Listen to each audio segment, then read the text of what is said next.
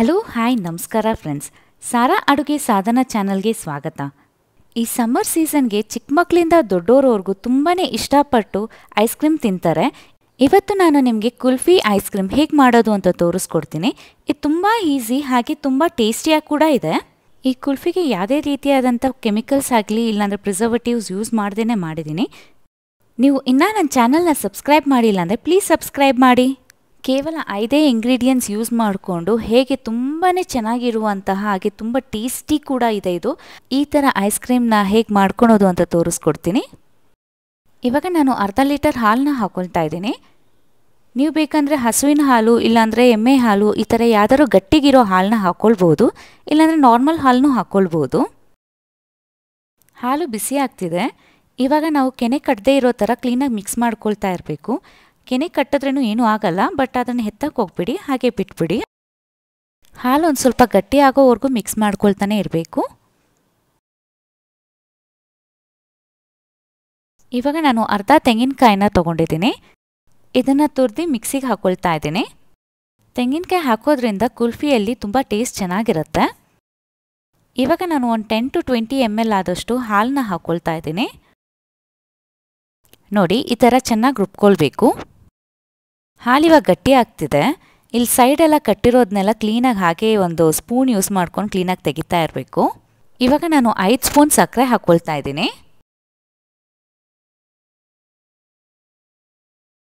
ಸಕ್ಕರೆ ಕರಗೋವರೆಗೂ ಚೆನ್ನಾಗಿ ಮಿಕ್ಸ್ ಮಾಡ್ಕೊಳ್ಳಿ. ಇವಾಗ ನಾನು 2 ಏಲಕ್ಕಿ ತೊಗೊಂಡಿದ್ದೀನಿ. 2 ಏಲಕ್ಕಿನ ಚೆನ್ನಾಗಿ ಪುಡಿ ಮಾಡಿ ಹಾಕ್ಕೊಳ್ತಾ ಇದ್ದೀನಿ. ಏಲಕ್ಕಿ ಹಿಡಕ್ಕೆ ಹಾಕ್ಕೊತೀನಿ ಅಂದರೆ ತುಂಬ ಚೆನ್ನಾಗಿರೋ ಫ್ಲೇವರ್ ಇರುತ್ತೆ. ನೀವು ಬೇಕಂದರೆ ಸ್ಕಿಪ್ ಕೂಡ ಮಾಡ್ಕೊಳ್ಬೋದು, ಬಟ್ ಹಾಕಿದ್ರೆ ತುಂಬ ಚೆನ್ನಾಗಿರುತ್ತೆ. ಇವಾಗ ನಾನು 3 ಸ್ಪೂನ್ ಬಾದಾಮ್ ಪೌಡರ್ ಹಾಕ್ಕೊಳ್ತಾ ಇದ್ದೀನಿ. ನೀವು ಯಾವ್ದಾದ್ರು ಬಾದಾಮ್ ಪೌಡರ್ ಹಾಕ್ಕೊಳ್ಬೋದು. ಇವಾಗ ಇದನ್ನು ಚೆನ್ನಾಗಿ ಮಿಕ್ಸ್ ಮಾಡ್ಕೊಳ್ಬೇಕು. ಕೆನೆ ಕಟ್ಟಕ್ಕೆ ಮಾತ್ರ ಬಿಡೋಕ್ಕೆ ಹೋಗಬೇಡಿ, ಅವಾಗವಾಗ ಮಿಕ್ಸ್ ಮಾಡ್ಕೊಳ್ತಾನೆ ಇರಿ. ಇವಾಗ ಇದಾಗಿದೆ. ಇದನ್ನು ತಣ್ಣಗಾಗಕ್ಕೆ ಬಿಡೋಣ. ನಾವು ರುಬ್ಬಿಟ್ಕೊಂಡಿರುವಂಥ ತೆಂಗಿನಕಾಯಿನ ಇದಕ್ಕೆ ಹಾಕ್ಕೊಂಡು ಮಿಕ್ಸ್ ಮಾಡ್ಕೊಳ್ಬೇಕು.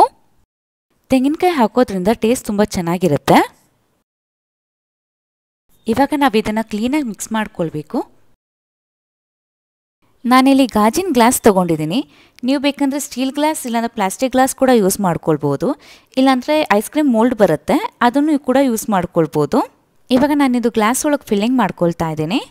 ನಾನಿಲ್ಲಿ ದೊಡ್ಡ ಗ್ಲಾಸ್ ಯೂಸ್ ಮಾಡಿದ್ದೀನಿ. ನೀವು ಬೇಕಂದರೆ ಚಿಕ್ಕದಾಗಿರುವಂಥ ಗ್ಲಾಸು ಇಲ್ಲಾಂದರೆ ಕಾಫಿ ಗ್ಲಾಸ್ ಕೂಡ ಯೂಸ್ ಮಾಡ್ಕೊಳ್ಬೋದು. ಇದೇ ರೀತಿ ಎಲ್ಲ ಗ್ಲಾಸ್ನೂ ಫಿಲ್ಲಿಂಗ್ ಮಾಡ್ಕೊಳ್ಬೇಕು. ಇವಾಗ ನಾನೊಂದು ಸ್ವಲ್ಪ ಡ್ರೈ ಫ್ರೂಟ್ಸ್ನ ಕಟ್ ಮಾಡಿ ಇಟ್ಕೊಂಡಿದ್ದೆ, ಅದನ್ನು ಹಾಕ್ಕೊಳ್ತಾ ಇದ್ದೀನಿ. ಇವಾಗ ನಾವು ಐಸ್ ಕ್ರೀಮ್ ಸ್ಟಿಕ್ ಇಟ್ಟರೆ ಕ್ರಾಸಾಗಿ ನಿಲ್ಲುತ್ತೆ, ಹಾಗಾಗಿ ನಾವೊಂದು ಪ್ಲಾಸ್ಟಿಕ್ ಕವರ್ನ ಈ ಥರ ಚಿಕ್ಕದಾಗಿ ಕಟ್ ಮಾಡ್ಕೊಂಡಿದ್ದೆ, ಅದಕ್ಕೊಂದು ರಬ್ಬರ್ ಬ್ಯಾಂಡ್ ಹಾಕ್ಕೊಳ್ತಾ ಇದ್ದೀನಿ. ಇವಾಗ ನಾನು ಸೆಂಟ್ರಲ್ಲಿ ಚಿಕ್ಕದಾಗಿ ಕಟ್ ಮಾಡ್ಕೊಳ್ತಾ ಇದ್ದೀನಿ. ಈ ರೀತಿಯಾಗಿ ಐಸ್ ಕ್ರೀಮ್ ಸ್ಟಿಕ್ನ ಇಟ್ಟರೆ ಸೆಂಟ್ರಲ್ಲಿ ಕರೆಕ್ಟಾಗಿ ನಿಲ್ಲುತ್ತೆ. ಇದೇ ರೀತಿ ಎಲ್ಲ ಗ್ಲಾಸ್ಗೂ ಈ ಥರ ಮಾಡ್ಕೊಳ್ಳಿ. ಇವಾಗ ನಾವು ಇದನ್ನು ಫ್ರೀಸರಲ್ಲಿ ಒಂದು 7 to 8 ಅವರ್ಸ್ವರೆಗೂ ಇಡಬೇಕು. ನೀವೇನಾದ್ರು ಫ್ರೀಸರ್ ಟೆಂಪ್ರೇಚರ್ ಹೈಯಲ್ಲಿ ಇಟ್ಟಿದ್ರೆ ಒಂದು 3 to 4 ಅವರ್ಸ್ ಆದರೆ ಸಾಕು. ನಾನಿಲ್ಲಿ 8 ಅವರ್ಸ್ ಇಟ್ಟಿದ್ದೀನಿ. ನೋಡಿ ಎಷ್ಟು ಚೆನ್ನಾಗಿ ಸೆಟ್ ಆಗಿದೆ ಅಂತ. ಈ ಗ್ಲಾಸಸ್ನ ಒಂದು ಸ್ವಲ್ಪ ನೀರಲ್ಲಿ ಅದ್ದಿಟ್ಕೊಂಡ್ರೆ ಈಸಿಯಾಗಿ ಐಸ್ ಕ್ರೀಮ್ ಆಚೆ ಬರುತ್ತೆ. ನೋಡಿ ಫ್ರೆಂಡ್ಸ್, ತುಂಬಾ ಈಸಿಯಾಗಿ ಟೇಸ್ಟಿಯಾಗಿ ಹಾಗೆ ಕ್ರೀಮಿಯಾಗಿರುವಂಥ ಕುಲ್ಫಿ ರೆಡಿಯಾಗಿದೆ. ನೀವು ನಿಮ್ಮ ಮನೇಲಿ ಮಾಡಿ ಟೇಸ್ಟ್ ನೋಡಿ ಹೇಳಿ ಹೇಗೆ ಬಂದಿದೆ ಅಂತ. ಈ ರೀತಿಯಾದಂಥ ಕುಲ್ಫಿ ನಮ್ಮ ಮಕ್ಳಿಗೆ ಮನೆಯಲ್ಲೇ ನೀವು ಮಾಡಿಕೊಟ್ರೆ ತುಂಬಾ ಇಷ್ಟಪಟ್ಟು ತಿಂತಾರೆ. ಅದು ಸಮ್ಮರ್ ಸೀಸನಲ್ಲಂತೂ ಕೇಳೋದೇ ಬೇಡ. ಮಕ್ಕಳು ಯಾವಾಗಲೂ ಐಸ್ ಕ್ರೀಮ್ ಅಂತಿರ್ತಾರೆ. ನೀವೇನಾದ್ರು ಇದನ್ನು ಮನೇಲಿ ಮಾಡಿಕೊಟ್ಬಿಟ್ರೆ ಮಕ್ಕಳಂತೂ ಒನ್ ಮೋರ್ ಅನ್ನೋದಂತೂ ಗ್ಯಾರಂಟಿ. ಪ್ಲೀಸ್ ಲೈಕ್ ಮಾಡಿ, ಶೇರ್ ಮಾಡಿ, ಹಾಗೆ ಸಬ್ಸ್ಕ್ರೈಬ್ ಮಾಡಿ. ಪ್ಲೀಸ್ ಸಬ್ಸ್ಕ್ರೈಬ್ ಮಾಡಿ ಫ್ರೆಂಡ್ಸ್.